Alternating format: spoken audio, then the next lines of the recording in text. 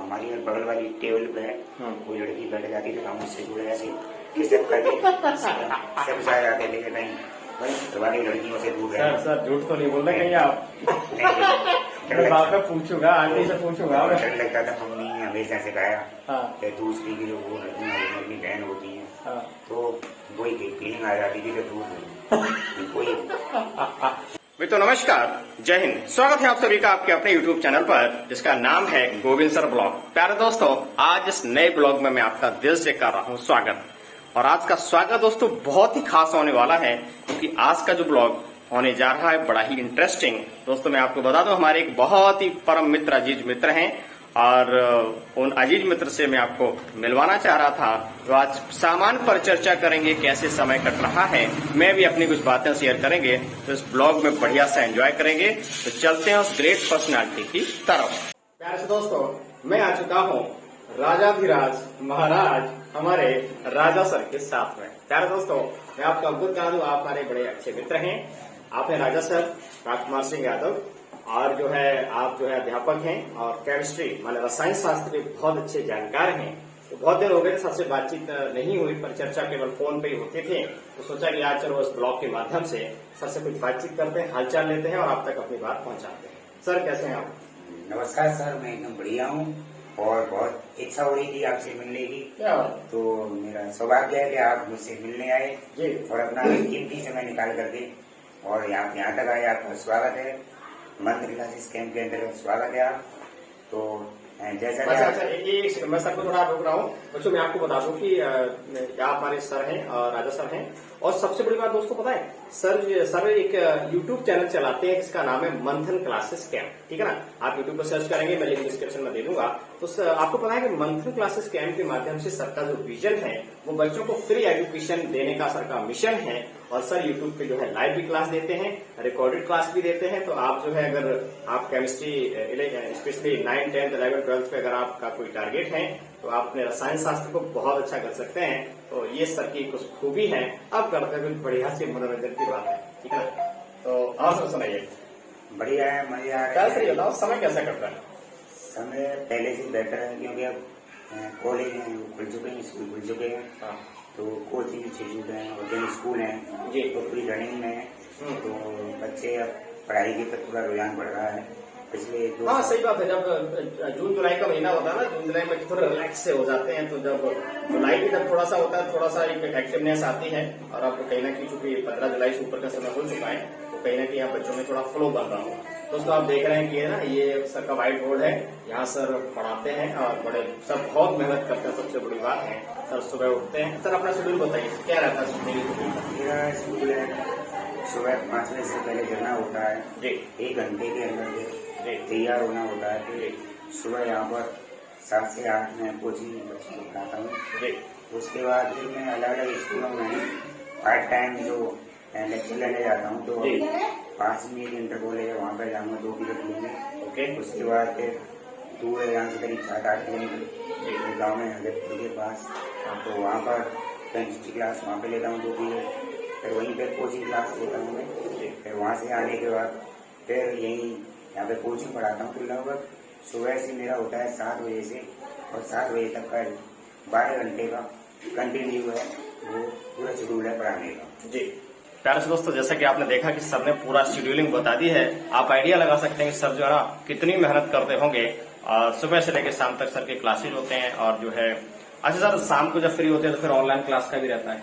हाँ, कभी कभी अभी जो कुछ दिनों से मैं व्यस्त होने के कारण जी अभी लाइव क्लास नहीं ले पा रहा हूँ। अच्छा। तो अभी डिस्टर्ब ही चल रहा हूँ। तो मैंने अभी कोई कैसी भी वीडियो नहीं डाली अभी करीब 1 हफ्ते से। हाँ हाँ। नहीं तो लाइव क्लास है न कोई स्टडी। तो अभी लगभग 1 हफ्ते से बहुत ज्यादा व्यस्तता है, क्योंकि 2 स्कूलों को मेंटेन करना, फिर अलग अलग कोचिंग क्लासेस लेना। तो स्कूल में अभी वर्कलोड ज्यादा है जी। तो इस वजह से अभी पूरा लाइव क्लास और जो हमने जो यूट्यूब पे जो वीडियो है उन्हें मैं कंटिन्यू नहीं कर पा रहा। नहीं सर, विश्वास मानिए, मैं समझ सकता हूँ, बिकॉज मैं खुद भी एक यूट्यूबर हूँ। आप दोस्तों एज यूट्यूबर कह सकते हैं। उत्कर्ष विजन यूट्यूब चैनल पे पहले मैं 6 डेज लाइव क्लास दिया करता था, लेकिन अब मेरा भी थोड़ा ऑफलाइन क्लासेस का सारा शेड्यूल है। आपको पता है कि जीएस के पूरी डीलिंग मेरी रहती है। तो मैंने भी 3 दिन की लाइव क्लास कर दी है। तो निश्चित रूप से चैलेंजेस हमारी लाइफ में भी होते हैं, ऐसी बात नहीं है, लेकिन एक बात तो है कि वो जीवन ही क्या जिसमें चैलेंज ना हो। अच्छा, ये चैलेंज बहुत जरूरी है। जो अगर हमारी लाइफ में स्ट्रगल नहीं है हाँ तो फिर वो नीरस लगेगी। अभी जैसे हाँ कोरोना पीरियड में जी लोग पहले चाहते थे हम आराम मिले, जी तो किसी न किसी मान लो कोरोना आया हाँ। तो लोग 2 साल तक घरों के अंदर कैद रहे, हाँ तो बोर हो गए कि क्या करें। जब आदमी हर चीज से उब जाता है जी तो आराम में ज्यादा हमारे लिए हानिकारक है। और आप जीवन में कुछ करना चाहते हैं तो आपको कंटिन्यू कुछ न कुछ करते रहना चाहिए। क्योंकि हम अपने एक एग्जाम्पल की बात करें, जैसे हम बॉडी में हमारे ये दो हाथ हैं जी तो हम इस हाथ को ज्यादा यूज करते हैं जी तो हमारा ये हाथ ज्यादा स्ट्रांग होता है। बिल्कुल। और लेफ्ट हैंड है, हम उसे कम यूज करते जी। हैं तो वह कम स्ट्रांग होता है, यानी काम तो करता है लेकिन जितना हमारा राइट हैंड काम करता है, जी। क्योंकि ये हमारा सबसे ज्यादा यूज करते हैं जी तो इसलिए हमारा ये वाला हाथ है वह इतना ज्यादा कारगर नहीं है। मतलब है तो दोनों, लेकिन कंपेरिजन जी। करें तो हमारा दोनों हाथों में राइट हैंड ज्यादा स्ट्रांग होता है। ये सर बिल्कुल सही बात है। मुझे सर की बात यहाँ पर जो सर ने बोला है कि कोरोना पीरियड में रहा, आराम की बात करी। सर एक बात तो बिल्कुल तय बता दूं, मैं बहुतों को जानता हूँ, एज ए टीचर अगर हम बात करूं, बच्चों विश्वास मानिए कोरोना जो पीरियड था ना बड़ा डरावना था सर जी, बड़ा भयावह था। उस समय तो ऐसा लग रहा था कि पता नहीं आगे का जो रास्ता है, जीवन मिलेगा नहीं मिलेगा, जीवन का फुल स्टॉप हो जाएगा, ऐसा कुछ। लेकिन बात सर जी वही है ना कि अंधेरा कितना भी हो उजाला आता ही आता है, रात के बाद सवेरा होता है। विश्वास मानिए बहुत सारे लोगों ने बाउंस बैक किया है धमाकेदार तरीके से। प्यारे दोस्तों, तो बात बड़ी सीधी सी है, चाहे कोरोना आ जाए चाहे कुछ भी आ जाए, हमेशा हिम्मत नहीं जो है हारनी है और मोटिवेशन से पॉजिटिव होकर के अपनी बातों को आगे बढ़ाएंगे, लक्ष्य के प्रति समर्पित होकर के विश्वास मानी चीजें बहुत आसान हो जाती हैं, ठीक है ना। अच्छा सर एक बात, तो जब हम लोग कोरोना मिलते थे तो कई बार जो ना डरे छुपे मिला करते थे पुलिस से बचने के लिए, बोले पता है कहीं सर्दी के डंडे ना पड़ जाए। बड़ा मजेदार दोस्तों समय था सर। हाँ ऐसी कंडीशन में आई जैसे हमें बाहर दूध लेने जाना है तो दूध भी लाके पुलिस दिखाई देगी तो चेपीदार देते कि जैसे दूध बाहर मिलेंगे पुलिस देगी डंडे नहीं मारे। वैसे दोस्तों बताओ, एक मजेदार बात है कि जब मैं कहीं दूध लेने जाता था तो जो है एक साथी मित्र थे, वो भी अध्यापक, बहुत अच्छे अध्यापक हैं, उनके साथ दूध लेने जा रहा था तो मेरे हाथ में डोलची थी, उनके हाथ में डोलची नहीं थी, तो पुलिस वालों ने पकड़ लिया, वही कहाँ जा रहे हो, तो मैंने तो बता दिया, बोले मैं दूध लेने जा रहा हूँ। और वो जो सर थे बोले मैं सर के साथ हूँ। बच्चों विश्वास मानिए वो जो पुलिस वाले दरोगा थे ना, बहुत रिक्वेस्ट करी, बहुत विनय करी, फिर भी एक डंडा मार दिया, मेरे नहीं मारा, उस सर के मार दिया। तो और सबसे बड़ी बात थी कि एक पास का लड़का था, उसने वीडियो बना लिया डंडे का, और डंडे का वीडियो उसने जब मेरे को व्हाट्सएप किया तो मुझे बड़ी गुस्सा आई, हंसी भी आई। वो वीडियो मैंने जब उन सर को शेयर किया तो उन्होंने कहा सर ये क्या हो गया, इसको वीडियो को डिलीट करो, इंटरनेट पे कहीं जाएगा, बोले फलाने सर पिटे हैं। तो वो बच्चों वो जो समय था ना बड़ा अजीब सा था, लेकिन नो डाउट लॉकडाउन का पूरा पालन किया गया और दूध तो एक आवश्यक वस्तु के रूप में था, इसलिए मैंने घटना शेयर करी। बहरहाल आने जो भी है सब चीजें सामान्य हैं और बड़ी सीरियस बात है, समय जैसा भी हो कट जाता है। अच्छा सर एक बात बताइए, आपने कहा कि आप सुबह से लेकर शाम तक पढ़ाते हैं तो आपका दिमाग जो पक जाता होगा तो फिर आप टेंशन कैसे दूर करते हैं? टेंशन तो ये है कि जैसे हम घर में एंट्री करते हैं तो बच्चे हमारे छोटे छोटे, तो आधी टेंशन तो बच्चों को देख के ही दूर हो जाती है। सही बात, सही बात। कोई चुलबुले बच्चे होते हैं, पापा पापा क्या लेके आए, उनको उम्मीद होती है। तो मैं अक्सर होता है कुछ टॉफी चॉकलेट बहुत लेके आता हूँ। बहुत बढ़िया। तो अभी मैं कल ही की बात बता रहा हूँ, मैं कॉलेज में बहुत ज्यादा काम मिला हुआ था तो काफी टेंशन में था। तो वो छोटी वाली है वो आई कि पापा पापा हम क्या बेटा, मुझे जोक आता बहुत अच्छा। तो मैंने जोक क्या बताओ कि पापा एक चिंटू था यहाँ कि चिंटू होमवर्क करके नहीं लाया, तो उसके टीचर ने कहा कि चिंटू कल होमवर्क नहीं करके लाए तो तुम्हें मुर्गा बना दूंगा। तो चिंटू ने पता है क्या जवाब दिया कि सर मुझे मुर्गा पसंद नहीं है, मटर पनीर बना दे। क्या बात है सर, मुझे मुर्गा मत बनाना, मटर पनीर बनाना। बहुत बढ़िया। मतलब बच्चों की सर जो क्रिएटिविटी होती है अपने आप में कुछ खास होती है, विश्वास मानी है। और बच्चों से बताओ, अगर मैं अपनी बात करूं, मेरा टीचिंग प्रोफेशन, कई सारे ऑनलाइन ऑफलाइन क्लासेस हो जाती हैं, तो कई बार जो है हमारा तो मनोरंजन जो परिवार जो है ना वो बच्चे ही होते हैं, बच्चे बीच में कुछ ना कुछ ऐसी खुरापात कर देते हैं। एक बार मैं तो बड़े बच्चों को पढ़ाता हूँ, सर की 12th वाली विंग है, तो एक बार क्या हुआ कि मैंने कहा बच्चे से कहा कि मैंने पूछता ही हूँ बच्चे और कैसे हैं आप, कोई दिक्कत तो नहीं? तो बोले कि बच्चे ने कहा कि सर दिक्कत है, थोड़ा पढ़ने में मन नहीं लग रहा। नहीं अभी क्या हो गया?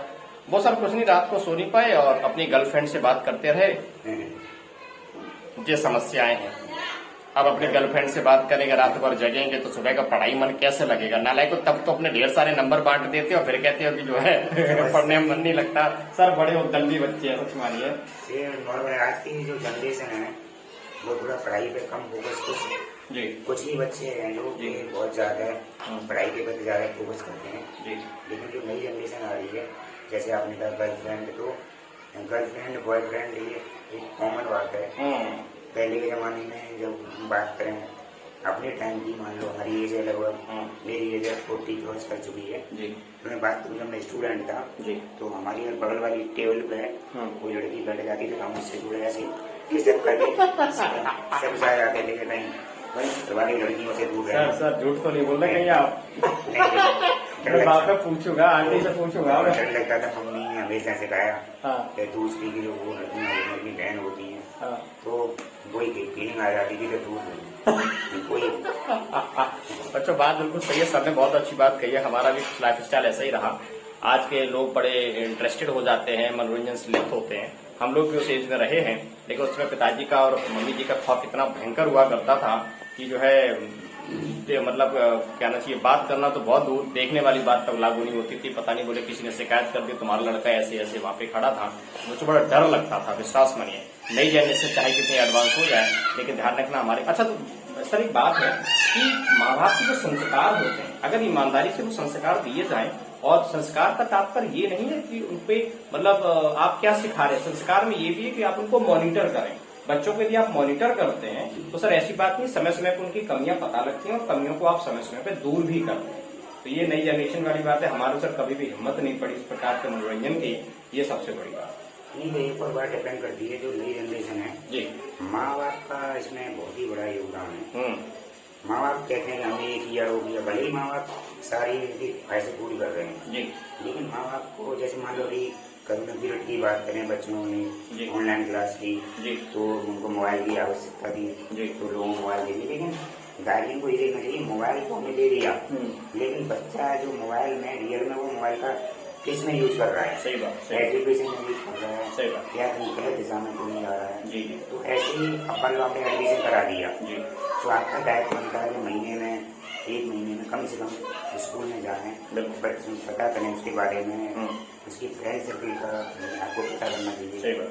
जहाँ कोचिंग पढ़ने आ रहा है बच्चा तो वहाँ पे पापा को या घर में जो भी आपके अभिभावक हैं तो उनका एक दायित्व बनता है पहले किस टीचर का केमिस्ट्री फिजिक्स जो भी सब्जेक्ट पढ़ रहा है, कहाँ पढ़ रहा है, और उसका कॉन्टेक्ट नंबर लेना चाहिए, तो समय समय बात करनी चाहिए कि हमारा बच्चा कैसा पढ़ रहा है क्या। अच्छा सर एक बात, मैं आपकी बात मैं समझ पा रहा हूँ। सर एक बात बताऊँ, आप मानो 100 बच्चे पढ़ाते हैं आप, तो 100 बच्चों में कितने बच्चों के माँ बाप गार्जियन जो है आपसे बात करने आते हैं जिम्मेदारी के लिए कि हाँ भाई बच्चा हमारा कैसे क्या पढ़ रहा है? आप फीडबैक बताइए, 100 में से कितने के गार्जियन आते हैं?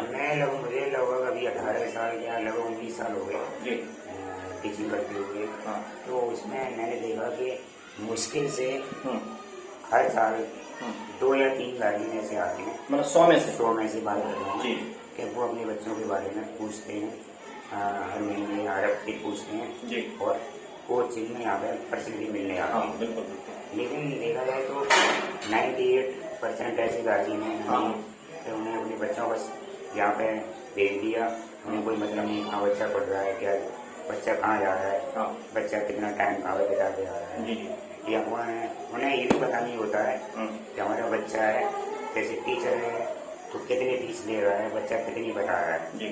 मैंने ऐसे बच्चों को भी पढ़ाया, उसकी स्टडी किया है कि बहुत अच्छे पैसे वाले हैं लेकिन यहाँ पे उन्होंने आपसे रिक्वेस्ट किया कि सर घर की कंडीशन सही नहीं है तो आपको मैं 500 रुपये नहीं दे सकता, मैं चलो 400 रुपये दे देना। अब उधर घर पे पापा से बोल दिया कि सर की फीस बहुत ज़्यादा है, सर 600 रुपये ले रहे हैं, तो 100 रुपये तो इधर फायदा कर लिया और 100 रुपये घर से ले रहे हैं और उसके बाद भी 200 रुपये का मिस यूज कर रहे हैं। तो गार्जियन का ये भी कर्तव्य है कि स्कूल में आया जो सब्जेक्ट टीचर को पढ़ा रहा है उसको बात करके आपकी फीस कितनी है, बिल्कुल। तो वहाँ पर रियल में वो प्रॉब्लम है तो कोई भी टीचर है, हम लोग हैं या अन्य हैं, तो इतने निर्दयी नहीं होते हैं कि अगर आपकी रियली में प्रॉब्लम है तो 50 रुपये जो उसका बनेगा 100 रुपये वो रियल कंसेशन करेगा।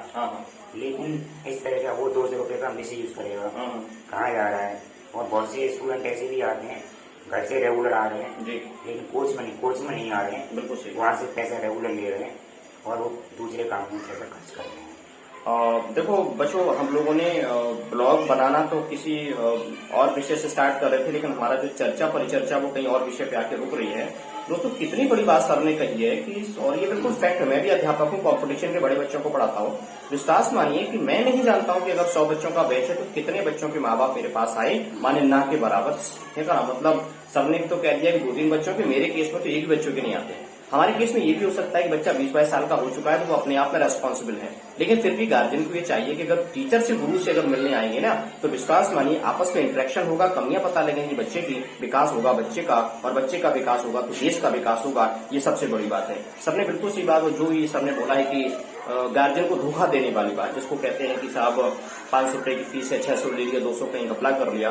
बच्चों, विश्वास मानिए ऐसा, अगर आप में से कोई वीडियो देख रहे हैं, अगर ऐसा कुछ है तो प्लीज एक सजग गार्जियन की भूमिका में रहना है। अगर बच्चे इस वीडियो को देख रहे हैं तो प्लीज बच्चों ऐसा नहीं करना है। माँ बाप बड़ी मेहनत से पैसा कमाते हैं। मैं पिता हूँ, मैं 2 बेटियां हैं, मैं बहुत उनको मॉनिटर करता हूँ कि छोटी छोटी बेटियां हैं वो किसी गलत ट्रैक पे ना जाएं और रियल एजुकेशन से जुड़ें। तो बात बिल्कुल सही, इंपॉर्टेंट है कि जिस विषय पे हम लोग चर्चा कर रहे थे कि गार्जियन की भूमिका बड़ी इंपॉर्टेंट हो जाती है। तो गार्जियन को चाहिए कि सीधा वो अध्यापक के संपर्क में आए। दोस्तों, आज एक गार्जियन अगर हम बात करें, बहुत जिम्मेदारियां होती, मैं मानता हूँ, ठीक है, आपका बिजनेस या प्रोफेशन है, जॉब है, कुछ भी है, सुबह से लेकर शाम तक आप नौकरी करते हैं, पैसे कमाते हैं, किसके लिए? बच्चों के लिए। लेकिन ये बात ध्यान रखना है, उन बच्चों के लिए हम पैसा तो कमा रहे हैं, क्या हम उन्हें संस्कार दे पा रहे हैं? क्या टीचर आदि से जुड़ करके बच्चों की कमी पता लग रही है? ठीक है ना, ध्यान रखना, ज्यादा पैसा खर्च करके एजुकेशन को आप खरीद नहीं सकते हैं। जो रियल एजुकेशन है वो बच्चे के साथ ही जुड़ेगी। हालांकि सर एक बात तो बिल्कुल क्लियर है कि जब एजुकेशन की बात करते हैं तो हमारे बुजुर्गों ने कहा है, अध्यापक ने कहा है, अध्यापकों ने कहा है कि शिक्षा त्रिकोणीय होती है। त्रिकोणीय शिक्षा में जो है बच्चे की खुद की लायबिलिटी, अध्यापक की लायबिलिटी और जो गार्जियन है उसकी लायबिलिटी। इस त्रिकोणीय शिक्षा में जो है जब सब हिस्सेदार बनेगा ना, तभी अच्छी एजुकेशन हो पाएगी। क्या कहना है सर आपका? हाँ सर, आपने सही कहा कि जो भी हमारी जो शिक्षा है, एजुकेशन है जी, तो त्रिकोणीय, त्रिमुखी है। हाँ तो उन्होंने बताया कि शिक्षा हमारी पहले माता पिता जी और जो गुरु, जो खुद स्टूडेंट, जी, तीनों को जरूरत है। तो इनमें सबसे ज्यादा देखें बात तो इसमें रोल माँ बाप का ज्यादा रोल है, क्योंकि अभी देखें नई जनरेशन में और या नई मॉडर्न में तो जो माँ बाप जो दोनों जॉब करते हैं, जी, जिसमें माँ बाप दोनों ही जॉब करते हैं, उनके बच्चे हैं ना, उनमें मैंने देखा ज्यादा गए जी, क्योंकि वो अपने बच्चों पर पूरी तरह से फोकस नहीं कर पाते हैं। बिल्कुल, क्योंकि सुबह दोनों ऑफिस चले जाते हैं, वो बच्चे क्या कर रहे हैं, किनसे मिल रहे हैं, कितनी पढ़ाई कर रहे हैं, वो पैसे तो खर्च कर रहे हैं जी, लेकिन बच्चे तो बच्चे होते हैं, क्योंकि बच्चा एक कच्ची मिट्टी है। जी, तो उसे जिस तरह से डालेगा तो उसी रूप में बन जाएंगे। जैसे लोगों की संकट में आएंगे तो उनका निश्चित इनका प्रभाव पड़ेगा। संगत की बात बताइए, तो दोहा भी है कि चंदन विष व्यापक नहीं, किस प्रकार से वो होता है? हाँ, ये चंदन विष व्यापक नहीं करते हैं, तो नॉर्मल हाँ, कि काजल की कोटली में हाँ, कितना सयान हो जाए, हाँ, कागज की एक लाग ही लाग। क्या बात? तो आप जैसे कमरा है कागज से बना हुआ है, लेकिन आप कितनी भी सावधानी से जाएं, जी, कागज का कहीं भी एक स्पॉट जरूर लग जाएगा। जी, ऐसे हम कुछ लोगों के साथ बुरी संगति कराएंगे तो हम पर उसका प्रभाव जरूरी है। आपका कहने का तात्पर्य यह है कि अगर कोई बच्चा है तो उसका जो है, मतलब उसका संग, उसके साथी कौन, उसके जो है फ्रेंड कौन कौन है, उस पर भी गार्जियन को नजर रखना चाहिए। आप ये कहना चाह रहे हैं? ये ध्यान रखें। वैसे हाँ, फ्रेंड देखें तो अब जैसे आप हमारे मित्र हैं जी, या और भी हमारे मित्र हैं, जी, तो जरूरी नहीं कि मित्रता बेकार होती है। कृष्ण सुदामा भी मित्र थे। तो मित्र है, मित्र का मतलब क्या है? मित्र हमारा आपके अच्छे बुरे का ज्ञान कराए, वो मित्र। मित्र वे नहीं जो अभी हम बात करें प्रेजेंट में, जी, तो सब मतलब पैसे के मिलते हैं। जी, तो आपके पास पैसा है तब तक आपको दुर्गति की ओर ले जाए, जी, उन्हें मित्र नहीं कहेंगे। जैसे आप 12th क्लास में या 10th क्लास में चैप्टर है जी, जो लिखा हुआ है मित्रता का हुआ, हम्म, तो उसमें बताया कुसंग का युवक सबसे भयानक होता है। जी, आपके गले में बनी हुई चक्की की तरह से, जैसे गले में चक्की पाट बनेगा, कोई चलेगा तो वो पैरों से टकराएगा। जी, तो जो कुसंग का ज्वर है बहुत ही भयानक होता है। हाँ, हम जैसे लोगों की संगति करेंगे, जैसे रहा है हमें मित्र बनाने भी चाहिए, अच्छे मित्र बनाने चाहिए जिससे वो हमारे लिए लाभ पहुंचाए। अच्छा सर, मित्रता की बात आ गई है तो मुझे एक छोटी सी कुछ एक गीत जैसा कुछ है, मुझे हल्का सा ध्यान आ रहा है, मैं आपसे शेयर करना चाह रहा हूँ। हमारे बाबा जी गुनगुनाया करते थे और जो गीत है वो श्री कृष्ण सुदामा की मित्रता पे है। तो दोस्तों मुझे ध्यान आ रहा है, मैं डिस्कस कर रहा हूँ, आपको अच्छा लगे तो आप कमेंट जरूर करिएगा और पहली बार भी आए तो चैनल को सब्सक्राइब करना है आपको।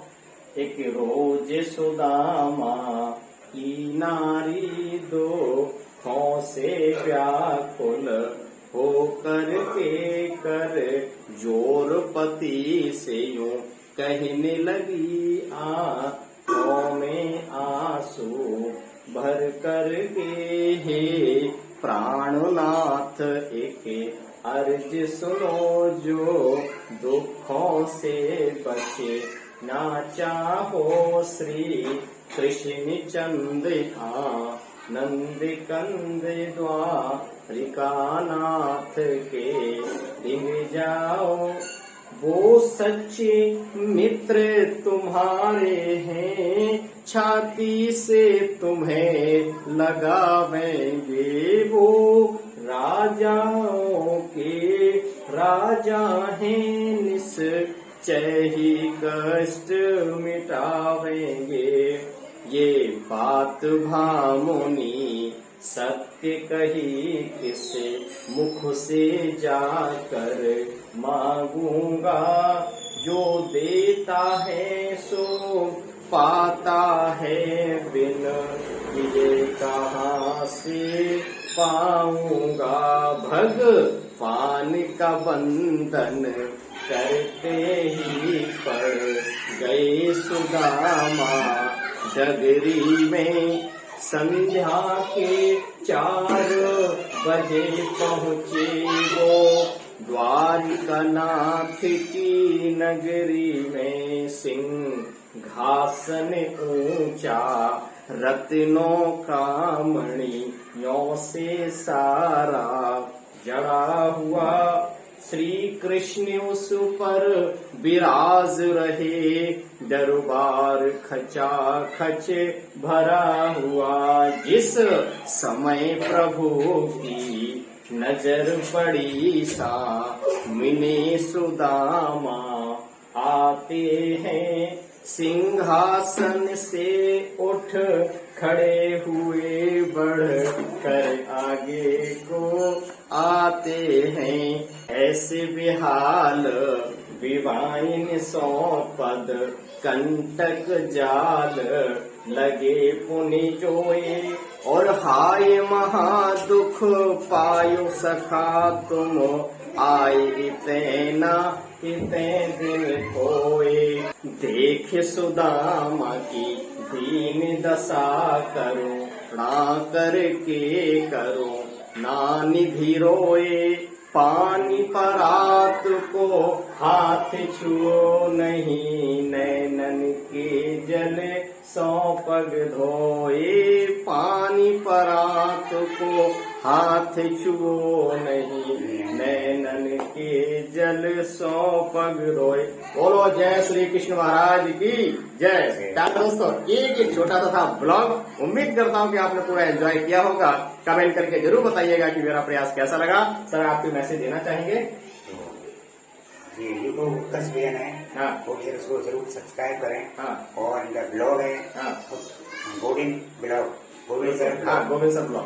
दोस्तों मैं आपको बता दूं कि ये तो अच्छी बात है, सर भी बहुत अच्छे एक्टिव यूट्यूबर हैं, एटीट्यूबर हैं। मंथन क्लासेस कैम नाम से सर का जो है चैनल है, लिंक मैंने डिस्क्रिप्शन में दे दी है। सर को जरूर फॉलो करिएगा, वीडियो को लाइक करना है, चैनल को सब्सक्राइब करना है, और यही बात इस वीडियो में बतानी थी। तो चलिए मिलते हैं अगले ब्लॉग में, तब तक के लिए शुक्रिया, थैंक यू, जय हिंद। जय हिंद।